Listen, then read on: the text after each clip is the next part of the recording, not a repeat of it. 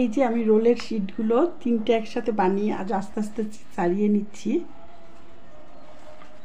খুবই সাবধানে করতে হবে, আস্তে আস্তে আস্তে।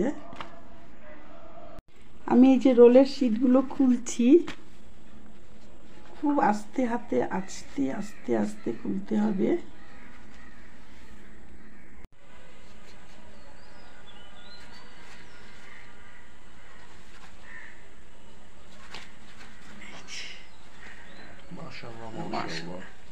এই শিট দিয়ে অন্থুন, সামুচা সব বানানো যাবে, কিন্তু আজকে আমি করব হচ্ছে রোল। কি বানাইছো আমি এই শিট? হ্যাঁ, আমার এটা তো ব্যবসা করা যাবে, ব্যবসা। চারিদিকে এই আটাটা লাগিয়ে নিয়েছি, আটার পানি একটু গুলিয়ে রেখেছিলাম। ফুলকপি আর পাতাকপি, গাজর, আলু, সস, সয়া সস, লবণ দিয়ে পুরটা বানিয়েছি। তুই কি ভয়েস রেড করে দেওয়ার পরে? কেন? ও,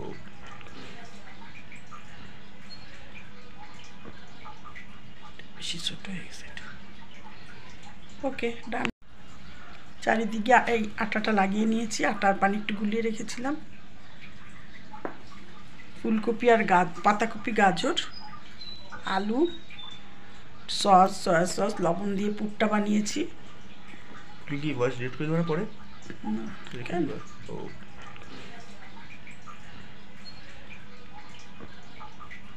বেশি ছোট হয়ে গেছে। ওকে, ডান। রোল বানালাম, ভেজিটেবল রোল।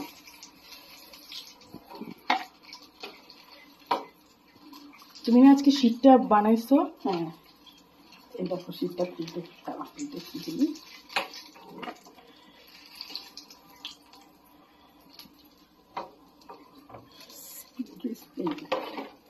দেখো শীতটা খুলতেছে, একটা খুলছে, আরো খুলবো ইনশাআল্লাহ। স্বাধীন করেছি।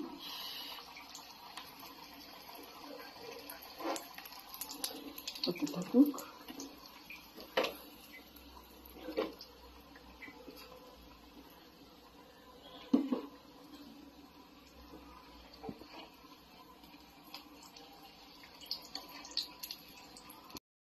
এইটা ফ্রিজে রেখে দেবো করে, এই শীতটা করে রোল বানায় রেখে দিবা নাকি অন্থুন?